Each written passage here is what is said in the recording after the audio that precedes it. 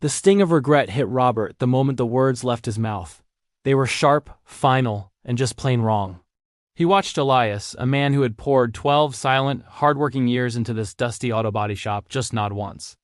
A tremor ran through his jaw, but he didn't argue, he didn't shout back. He just folded the worn rag he'd been using to clean a wrench, laid it gently on the workbench, and then looked at Robert. His eyes, though, they held a lifetime of hurt, confusion, and a strange, quiet dignity. Robert, the shop owner, had just accused Elias of skimming from the parts inventory.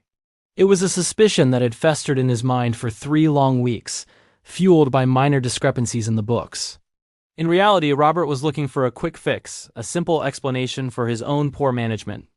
And Elias, with his quiet nature, his habit of always arriving first and leaving last, had become the easy, convenient scapegoat.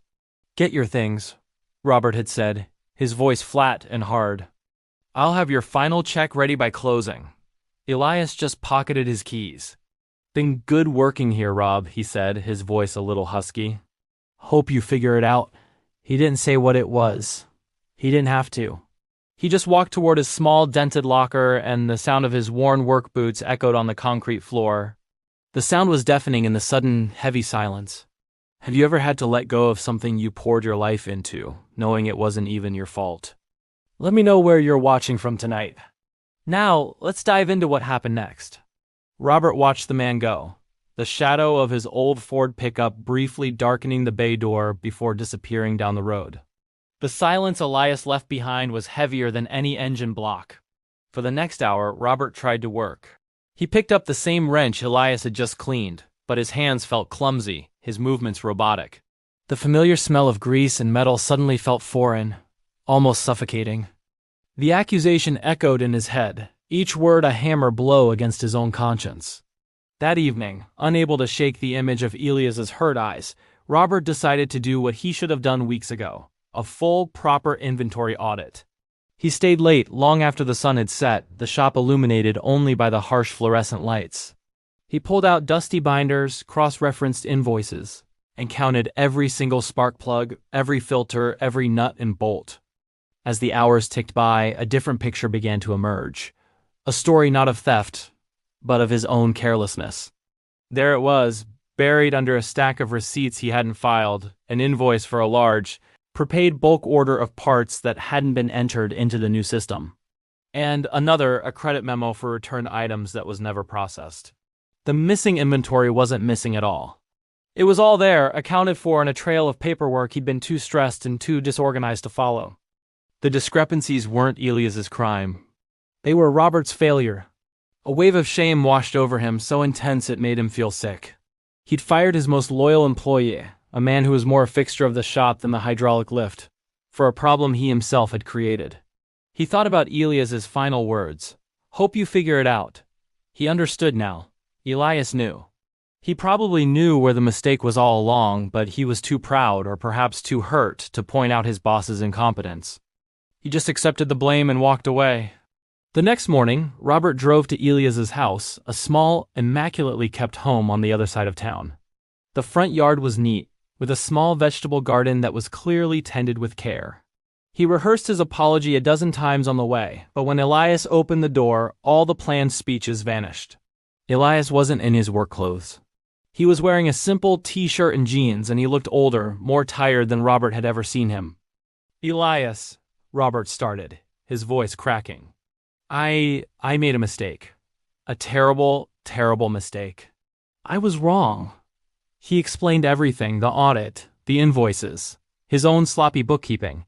He laid his own failure bare on Elias's doorstep. "The parts ... though they were never gone, it was me, it was all my fault." "I am so sorry." Elias listened without a word, his expression unreadable. When Robert finished, there was a long pause. "I know, Rob," he said softly. "I saw you put that invoice stack on the wrong shelf last month. Figured you'd find it eventually." He wasn't angry. He wasn't smug. There was just a profound sadness in his voice. "You were stressed, I get it, but you didn't trust me. 12 years and you didn't trust me." The simple truth of that statement hit Robert harder than the realization of his financial error. It wasn't about the inventory. It was about trust. A bond built over a decade, shattered in a single careless moment. "Can you?" Can you come back? Robert asked, his voice desperate. The shop's not the same without you. It's nothing without you.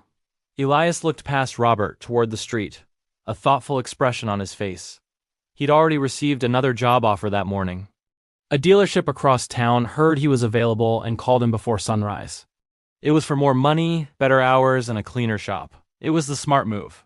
Everything told him to take it, to leave Robert and his mismanaged shop behind. But then he looked at his hands. Hands that knew every dent and scratch on every piece of equipment back at Robert's. Hands that had, for 12 years, helped build that place. He thought about the morning quiet, the smell of coffee brewing, the shared satisfaction of bringing a wrecked car back to life. It wasn't just a job. It was his life's work. Let me think about it, Elias said, finally meeting Robert's gaze. It wasn't a yes, but it wasn't a no either. It was a sliver of hope. For the next 2 days, the shop was a ghost town. Robert worked alone, the silence a constant reminder of his failure. Every task was harder. Every problem bigger without Elias there to quietly solve it. He realized how much he had taken for granted, not just Elias's skill, but his presence, his steadiness, his silent partnership. He was the soul of the place. On the third morning, as Robert was unlocking the bay doors, a familiar old Ford pickup pulled into the lot. Elias got out wearing his usual work-worn coveralls.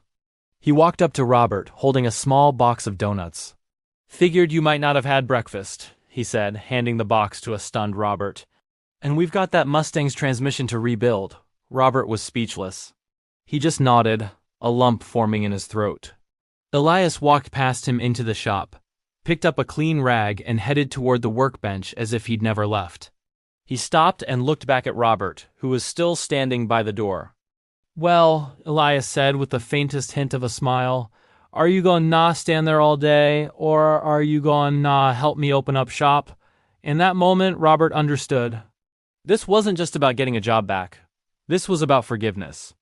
It was a second chance he knew he didn't deserve but was profoundly grateful to receive. From that day on, things changed. Robert didn't just become a better manager, he became a better man. He learned to trust, to listen, and to value the quiet dignity of a good person. The shop didn't just fix cars. It became a place where a broken trust was repaired, stronger and more resilient than ever before. What a powerful story about humility and second chances. It really shows how quickly we can judge and how much courage it takes to admit when we do wrong. Thank you so much for joining me on this journey tonight.